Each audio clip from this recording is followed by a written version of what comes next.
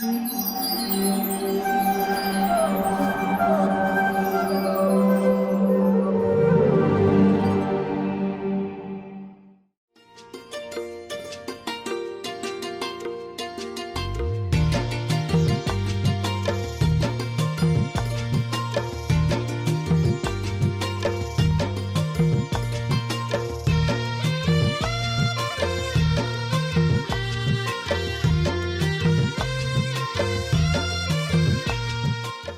कृष्णा।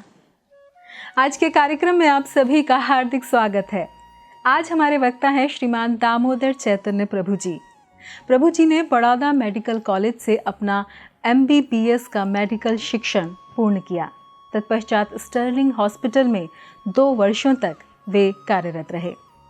सन 2000 में इस्कॉन से जुड़ने के पश्चात सन 2004 में उन्होंने इस्कॉन के संस्थापक आचार्य भक्ति वेदांत स्वामी श्रील प्रभुपाद के प्रिय शिष्य परम पूज्य भक्ति विकास स्वामी महाराज से दीक्षा प्राप्त की।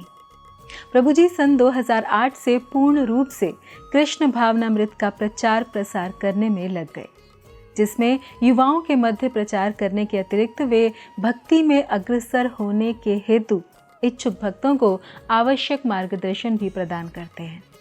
तो आइए श्रवण करें श्रीमान दामोदर चैतन्य प्रभु जी के श्रीमुख से। धन्यवाद। हरे कृष्णा। हरे कृष्णा। एक बहुत सुंदर श्लोक है। वसुदेव सुतं देवं कंसचाणुर्मर्दनं देवकी परमानंदम कृष्णं वंदे जगद्गुरु। मैं उस कृष्ण को जो जगत गुरु है उनको प्रणाम करता हूँ। वो वसुदेव जी के पुत्र है, देवकी को परम आनंद प्रदान करते हैं, कंस, चाणूर और मुष्टिक इत्यादि का मर्दन यानी कि वध करने वाला है। तो आज हम इसी के ऊपर चर्चा करेंगे कि किस प्रकार से भगवान कृष्ण ने कंस, चाणूर, मुष्टिक इत्यादि का मर्दन किया। कंस की ये योजना होती है क्योंकि कंस ने बहुत सारे प्रयास किए कृष्ण को मारने के लिए। पूतना से लेकर तृणावत, अगासुर, बकासुर, केशी, अरिष्टासुर ऐसे अनेक असुरों को भेजा कि वो कृष्ण को मार डाले। तो ऐसे भविष्यवाणी हुई थी कि कंस है वो वसुदेव जी के 8वें पुत्र के द्वारा मारा जाएगा। तो अपने आप को बचाने के लिए एक एक करके कंस है वसुदेव जी के 6 संतानों को मार देता है और 7वें गर्भ में जब बलराम जी होते हैं तो उसका स्थानांतरण हो जाता है और वो रोहिणी के गर्भ से प्रकट होते हैं। और 8वें जब कृष्ण हैं वो जन्म लेते हैं तब वसुदेव जी उनको लेकर गोकुल में चले जाते हैं और उसके बदले में एक कन्या को लेकर आते हैं। अब कंस है उनको ये तो पता चल गया था कि मेरा जो काल है या वसुदेव जी के 8वें पुत्र है वो कहीं और है और वो सब प्रकार के प्रयास करता है उनको ढूंढने के लिए और उसके लिए उसको कई प्रकार के असुरों को भेजकर बहुत सारे बच्चों को भी मरवा दिया था। अब जब बारंबार वो भेजता था असुरों को गोकुल में और वो सब असुर मारे जाते थे तो कंस को ये पूरा विश्वास हो गया कि जो कृष्ण है नंद बाबा का पुत्र है वही शायद मेरा काल होगा, वही वसुदेव जी का 8वां पुत्र होगा। अब कृष्ण को, बलराम जी को और नंद बाबा को धनुष यज्ञ के नाम पर है कंस है वो बुलाता है मथुरा में। नंद बाबा है कृष्ण और बलराम को लेकर है मथुरा पहुंच जाते हैं। फिर मथुरा में कृष्ण और बलराम भ्रमण करते करते हैं, कई वस्तुएं करते हैं, कई लोगों को मिलते हैं और धनुष यज्ञ में जाकर धनुष का भी भंग कर देते हैं और कंस के कई सिपाहियों को मार देते हैं। इससे कंस भयभीत तो हो ही चुका था, उसकी जो शंका थी वो और दृढ़ हो गई और दूसरे दिन ही दंगल का आयोजन हुआ था जिसमें उसका योजना था कि चाणूर, मुष्टिक, कूट, शल, तोशल इत्यादि जो उनके बहुत बलशाली मल्ल है वो कृष्ण और बलराम को मार दे या अन्यथा कृष्ण फिर भी बच जाए तो कंस उनका वध कर देगा। तो कृष्ण और बलराम जब आ रहे थे तो रास्ते में कोल्यापिर नाम का एक बड़ा हाथी आ गया और कंस के महावत ने कृष्ण और बलराम का वध करने के लिए उस हाथी को प्रेरित किया फिर भी वो कृष्ण को कुछ नहीं कर पाए, बल्कि कृष्ण ने ही उस हाथी का वध कर दिया। और कृष्ण और बलराम है उन दोनों के उस हाथी के दांतों को लेकर है फिर वो अखाड़े में पहुंच जाते हैं। अब अखाड़े में काफ़ी सारे लोग वहाँ इकट्ठे हुए थे। मथुरा के कई नगरवासी थे, अन्य कई जिलों से आए हुए क्षत्रिय ब्राह्मण इत्यादि थे, और कई मंडलेश्वर थे जो कंस के विभिन्न प्रदेशों के अधिकारी थे। कृष्ण और बलराम है वो चाणूर और मुष्टिक के साथ है दंगल करने लगते हैं। ये मल्ल युद्ध होता है जिसमें हाथों के साथ हाथ लगाकर, पैरों के साथ पैर लगाकर, सिर के साथ सिर लगाकर वो आपस में लड़ने लगते हैं। अब इनका जब युद्ध हो रहा था, मल्ल युद्ध हो रहा था, तब वहाँ पर मथुरा की कई स्त्रियाँ जो इकट्ठी हुई थी, उन्होंने पूर्व के दिन ही कृष्ण के दर्शन किए थे, तो चिंताग्रस्त हो गए। स्त्री का स्वभाव ही था, और देखा कि कृष्ण है तो कुमार हैं, उनका नाजुक शरीर है, और ये जो चाणूर मुष्टिक इत्यादि है उनका बलिष्ठ शरीर है, पहाड़ जैसी उनकी आकृति है। तो ये जो है दंगल वो उचित नहीं है, क्योंकि एक निर्बल का कोई बलशाली के साथ युद्ध करवाना ठीक नहीं है, ये धर्म का कार्य है।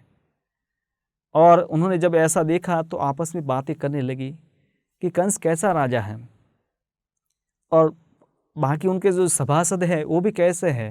अगर कंस को ऐसा दृश्य देखना ही था तो बाकी लोग यहाँ इकट्ठे क्यों हुए।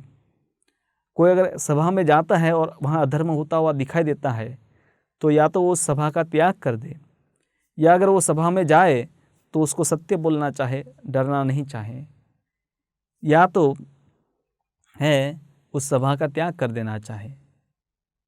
पर अगर उस सभा में बना रहता है, असत्य भाषण करता है, या अपनी अज्ञानता है वो प्रकट करता है, तो निश्चित रूप से वो भी पाप का भागी होता है।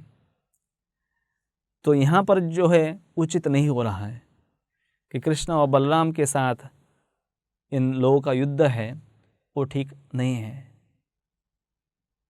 कृष्ण जो है उनको पसीना भी हो रहा था, उनका मुखमंडल जैसे लग रहा था कि कमल ठंडी के समय में औस से जैसे पूरा ढक जाता है, तो उसी प्रकार से कृष्ण का मुख ढका हुआ था। और क्रोध के कारण बलराम जी की आंखें हैं तपे हुए तांबे की तरह हो गई थी, लाल लाल हो गई थी। पर कृष्ण का ये स्वरूप यहाँ है। वो स्त्री आपस में बातें करने लगी कि जब कृष्ण व्रज में होते हैं तब अनेक प्रकार की पुष्पों की मालाएं धारण करते हैं, गायों को चराने के लिए है वन में जाते हैं, वहाँ पर वो भ्रमण करते हैं, और उनका जो वहाँ पर मतलब सुंदरता है वो स्वाभाविक है। और यहाँ पर तो उनको युद्ध करना पड़ रहा है। जब वो गाय चराने के लिए सुबह सुबह निकलते हैं और फिर जब शाम को भी लौटते हैं, दोनों समय पर गोपियाँ हैं उनको देखती रहती हैं, जाते समय और आते समय। कृष्ण उस समय है बांसुरी बजाते हैं और गोपियाँ हैं उनका दर्शन करती है, और उनके सुंदर रूप का दर्शन करके वो अपने आप को कृत्य समझती है, अहोभाग्य का अनुभव करती है। तो उन गोपियों ने कौन से बड़े पुण्य किए होंगे, कौन से तप किया होगा कि साक्षात भगवान के प्रतिदिन उनको दर्शन होते हैं। क्योंकि व्रजवासियों को तो ये प्रतिदिन होता था, मथुरावासियों को एक दिन हुआ तो भी वो मतलब समझ पा रही थी कि कृष्ण कितने सुंदर हैं। तो इसलिए व्रजवासियों की उनके मतलब जीवन की महिमा का वो ज्ञान करने लगी। फिर वो सुना ही था कि कृष्ण वहाँ पर ब्रज में कैसा जीवन होता है, कि वहाँ पर स्त्रियाँ सुबह जब उठती है फिर दही का मंथन करती है, मक्खन निकालती है, फिर गायों का दूध निकालती है, फिर अपने घर में झाड़ू लगाती है या जल छिटकती है या घर को सफाई करती है। तो इस प्रकार से अनेक कार्यों में जब वो लगी रहती है तब वो निरंतर कृष्ण के गीत गाती रहती हैं। उनका नाम, उनके गुण, उनकी लीलाओं को लेकर ब्रज में बहुत सारे प्रचलित गीत हैं। सूरदास जी ने तो अनेक भजन इसके ऊपर लिखे हैं। तो ऐसे गीत हैं वो गुनगुनाया करती हैं, क्योंकि उन लीलाओं से ही गोपियों को परम आनंद की अनुभूति होती है। जब मथुरा की स्त्रियाँ इस प्रकार से बातें कर रही थी तो वसुदेव जी और देवकी उनके कानों पर भी बातें जाती है।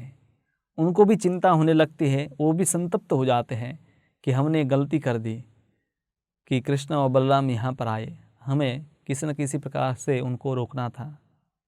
क्योंकि यहाँ पर जो दंगल हो रहा था तो उससे वो काफ़ी दुखी थे, क्योंकि यहाँ तो प्रत्यक्ष वो देख रहे थे कि कृष्ण और बलराम हैं वो ये बड़े बड़े बाहुबलियों के साथ लड़ाई कर रहे थे।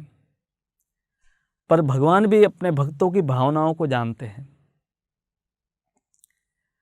क्योंकि वो देख रहे थे कि उनके भक्तों की अब धीरज है उसकी परीक्षा हो रही थी। वो चिंताग्रस्त हो रहे थे, भय उनको लग रहा था। तब भगवान निश्चित कर देते हैं कि अब वो इनको मार दे।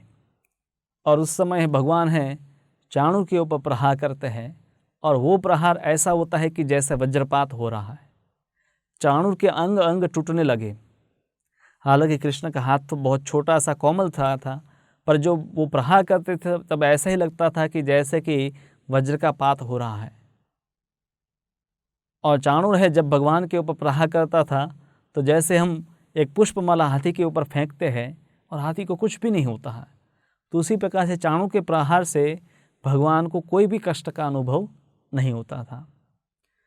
फिर भगवान है अंत में चाणूर के हाथों को पकड़कर उसको चारों ओर घुमाकर उनको इतने जोर से जमीन पर पटक देते हैं उस अखाड़े में कि वो जैसे ही गिरता है तो एक स्तंभ की भांति धराशायी हो जाता है और अपने प्राणों को त्याग कर देता है। बलराम भी है मुष्टिक के साथ उसी प्रकार का युद्ध कर रहे थे। उन्होंने भी निर्णय कर लिया कि अब इसका वध कर देना चाहिए। और बलराम जी जोर से इतना एक घुसा उसको मारते हैं उस छाती के ऊपर कि वो खून की उल्टियाँ करने लगता है, वमन करने लगता है। और एक वृक्ष जब धराशायी हो जाता है तो उसी प्रकार से मुष्टिक भी धराशायी हो गया। तो इस प्रकार से बहुत बड़े जो मल्ल थे ये मुष्टिक और चाणूर, वो कृष्ण और बलराम के द्वारा मारे गए। तब इनके जो भाई थे, इन मल्लों के भाई थे, कूट था, शल था और तोशल था, ये भी कृष्ण के साथ भिड़ गए, उनके साथ लड़ाइयाँ करने लगे। और कृष्ण और बलराम इनको भी उनके भाइयों की तरह ही कुछ समय उनके साथ लड़के उनका भी वध कर देते हैं।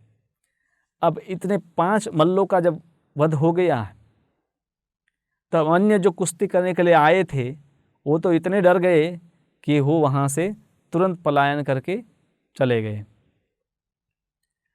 अब वहाँ पर जो मथुरावासी थे वो तो जयकार कृष्ण और बलराम का जय बोलने लगे। और जो व्रज से आए थे कृष्ण के मित्र वो सब अखाड़े में पहुँच गए और कृष्ण और बलराम के साथ वो नाचने लगे, कूदने लगे। और वहाँ पर जो ब्राह्मण थे वो साधु साधु इस प्रकार से कृष्ण और बलराम की स्तुति करने लगे। अभी तक संगीत भी चल रहा था, पर कंस बहुत क्रोधित हो गया। संगीतकारों को बोला कि ये सब संगीत बंद करो और तुरंत है कृष्ण और बलराम को नगर से बाहर निकाल दो, नंद को पकड़ लो और उसकी सारी संपत्ति को छीन लो, वसुदेव और देवकी जो है उनको भी पकड़कर उनका वध कर दो, मेरे पिताजी उग्रसेन हैं उनका भी वध कर दो, क्योंकि ये सब लोग मिले हुए हैं और मुझे मारना चाहते हैं। इन लोगों ने मेरे शत्रु का पक्ष लिया है। तो इस प्रकार से कंस है अब अपना भय इतना बढ़ गया था कि एक तलवार और ढाल उठाकर वो वहाँ से भागने लगा। अपने आप को बचाना चाहता था, क्योंकि अब उसको साक्षात मृत्यु सामने दिखाई दे रही थी। पर कृष्ण उनको ऐसे नहीं जाने दिए।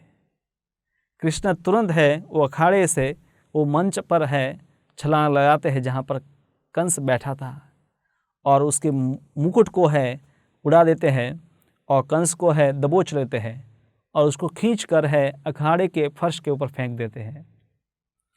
जब वो वहाँ गिरता है तो कृष्ण है वहाँ पर छलांग लगाकर उसके छाती के ऊपर चढ़ जाते हैं और जोर जोर से है वो कंस को घूंसे मारने लगते हैं और कंस है उसी से प्राण त्याग कर देता है। अभी भी लोगों को विश्वास नहीं हो रहा था कि कंस मारा गया है। तो भगवान सबको विश्वास देने के लिए उस कंस को पकड़ लेते हैं, उसको वहाँ पर खींचते हैं, घसीटते हैं, ताकि सब लोग समझ जाए कि अब ये मारा गया है और सब लोग निर्भय हो जाए। क्योंकि पूरा जो मथुरा था, मथुरा राज्य भी, तो वो कंस से सब लोग, प्रजा हो या हर व्यक्ति है, कंस से भयभीत था। क्योंकि कंस है बहुत ही क्रूर स्वभाव का था। अपने पिताजी को भी उसने जेल में डाल कर रखा था, और यादवों के कई प्रकार के जो नेता थे, वरिष्ठ लोग थे, उनको भी वो सताया करता था। तो इस प्रकार से जब कंस मारा गया तो वो सब लोग है, मतलब उनकी खुशियों का ठिकाना नहीं रहा, और वो भी कृष्ण के द्वारा मारा गया। अब तक है कृष्ण की लीलाओं की चर्चा सुनी थी कि कृष्ण ने पूतना, कासुर, बकासुर इत्यादि असुरों का वध किया है। इन लोगों ने कभी भी आंखों से नहीं देखा था कि कृष्ण ने एक लीला किया, पर वो अपने आंखों से देख रहे थे कि कृष्ण ने ही धनुष तोड़ा, कृष्ण ने ही कोलिया पेड़ का वध किया, कृष्ण ने ही चाणूर, मुष्टिक, कूट, शल, तोशल इन सब का वध किया, और अंत में कंस जितने शक्तिशाली असुर का भी कृष्ण ने ही वध कर लिया। तो इस प्रकार से सब है हर्ष मनाने लगे। पर उस समय कंस के अन्य जो भाई थे वो सब आ जाते हैं और कृष्ण और बलराम के ऊपर आक्रमण करने के लिए तैयार हो जाते हैं। तब बलराम जी अपनी गदा उठाकर उन सब भाइयों को भी मार देते हैं। तो इस प्रकार से प्रायः जो कंस के मुख्य जो सहयोगी थे वो सब मारे जाते हैं। और उस समय है फिर वहाँ पर रोती हुई कंस और कंस के भाइयों की पत्नियाँ आ जाती हैं, और वो अपने पतियों के मृत्यु के ऊपर शोक मनाने लगती हैं। हालांकि वो भली भांति जानती थी कि उनके पतियों का वध क्यों हुआ है, और इसलिए रोती रोती वो कहने लगे कि आपकी ये जो स्थिति आज हुई है वो इसीलिए हुई है क्योंकि आपने अनेक निर्दोष लोगों की हिंसा की है, उनको कष्ट पहुंचाया है। और कोई भी व्यक्ति अपने जीवन में भगवान का अनादर करता है, उनकी सत्ता को चुनौती देता है, तो निश्चित रूप से उनकी भी आपके जैसे ही गति होगी। तो ये स्त्रियां हैं वो भगवान का महिमा जान रही थी, तो इसलिए वो अपने पतियों के कृत्यों पर उनको दुख था। हालांकि उनका मृत्यु भी हुआ था, उसका भी दुख था, और उनके पाप कर्मों से भी वो दुखी थी। पर आज इन सब का वध हो चुका है, और कंस है वो जब से उनको ये भविष्यवाणी सुनाई दी थी कि देवकी के 8वें पुत्र के द्वारा उनका वध होगा, तब से वो प्रतिदिन बैठते, खाते, पीते, सोते, कुछ भी कार्य जब करता है तो उसके मन में वही विचार है कि विष्णु है वो अवतार लेंगे और किसी न किसी रूप में आकर मेरा वध करेंगे। और पिछले कुछ दिनों से तो वो क्षण भर भी कृष्ण को भूल नहीं पा रहा था। तो इस प्रकार से भगवान का निरंतर स्मरण करते हुए वो मारा गया। तो भगवान ने कृपा करके उनको सारोप्य मुक्ति प्रदान की, उनको भी मुक्ति भगवान प्रदान की। कोई भी भक्ति भाव से जब भगवान का स्मरण करता है तो उनको तो भगवान अपने धाम में कृष्ण का प्रेम, अपना प्रेम प्रदान करते हैं। पर कंस जैसे असुर भी प्रतिकूल भाव से कृष्ण का स्मरण किया तो भी उनका वो स्मरण है विफल नहीं गया, भगवान उनको भी मुक्ति प्रदान कर देते हैं। तो इस प्रकार से भगवान कृष्ण के द्वारा कोई गले लगाया जाए या कोई मारा जाए, दोनों ही कल्याणकारी हैं। भगवान के हर एक कार्य से कल्याण ही होता है, उससे कभी भी अकल्याण किसी जीव का नहीं होता है। तो कृष्ण और बलराम हैं, फिर जो लोग मारे गए थे उनकी अंत्येष्टि क्रिया की व्यवस्था करवाते हैं, और फिर जाकर अपने माता पिता हैं देवकी और वसुदेव को बंधन से मुक्त करते हैं। अब देवकी और वसुदेव जी हैं, उनको जब कृष्ण और बलराम जाकर अपने सिर उनके चरणों में झुकाते हैं और प्रणाम करते हैं, तब वो दोनों हाथ जोड़कर खड़े रहते हैं कि अभी तक है वो अपने वात्सल्य को प्रकट नहीं कर पा रहे, क्योंकि वो यहाँ पर साक्षात देख रहे थे कि कृष्ण और बलराम कोई सामान्य बालक नहीं है, ये तो भगवान के अवतार ही हैं। और इस भाव में, वो ऐश्वर्य भाव में उनका वात्सल्य बाहर प्रकट नहीं हो रहा है, और इसीलिए वो हाथ जोड़कर खड़े रहे। तो इस प्रकार से भगवान हैं विशेष जब इस संसार में आते हैं तो उनके कुछ उद्देश्य होते हैं। जैसे गीता में बताया गया है, परित्राणाय साधूनां विनाशाय दुष्कृतां धर्म संस्थापनार्थाय संभवामि युगे युगे। तो भगवान वहाँ स्पष्ट रूप से बताते हैं कि धर्म की स्थापना करने के लिए, परित्राणाय साधु नाम, और जो साधु है, भक्त है, उनका परित्राण, उनकी रक्षा के लिए, और असुर का वध करने के लिए भगवान इस संसार में प्रकट होते हैं। हालांकि भगवान असुर का वध तो कई प्रकार से कर सकते हैं, उनको बीमार कर सकते हैं, आपस में असुरों को भी लड़वा सकते हैं, पर भक्तों के साथ लड़ाई करने के लिए भगवान इस संसार में आते हैं। धर्म की स्थापना के लिए भगवान इस संसार में आते हैं, और वो संसार में आते हैं तब हम सब जो बद्ध जीव हैं उनको भगवान प्रेरणा देते हैं कि आप भी मेरे धाम में आकर इन लीलाओं में भाग ले सकते हैं।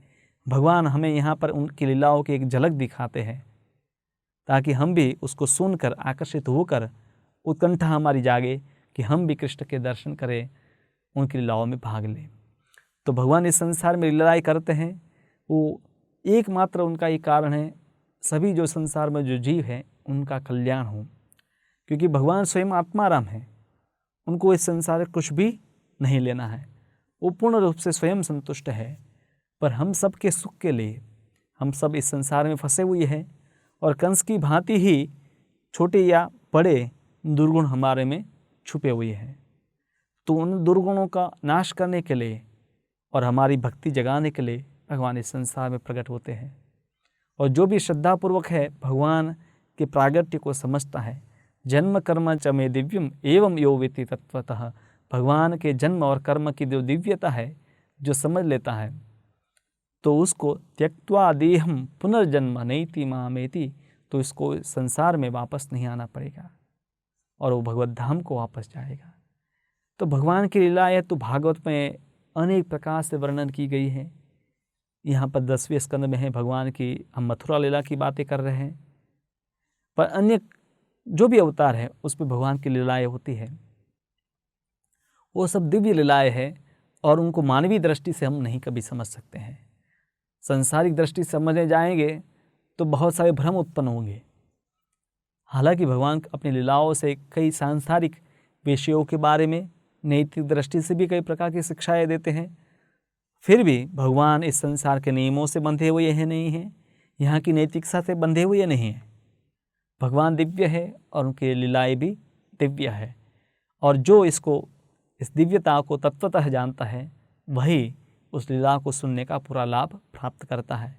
तो इसलिए हमें चाहे कि हम भगवान की लीलाओं को उन भक्तों से सुने कि जो भगवान को प्रेम करते हैं और उस दिव्यता को जानते हैं, तभी हमें भगवान की उन लीलाओं को सुनने का पूरा लाभ मिलेगा। हरे कृष्णा। ऐसे ही और भक्तिमय कार्यक्रमों के लिए देखिए हरे कृष्णा टेलीविजन। इसे प्राप्त करने के लिए आप अपने केबल अथवा DTH ऑपरेटर से संपर्क करें तथा और अधिक जानकारी के लिए आज ही डायल करें 8767 845 845।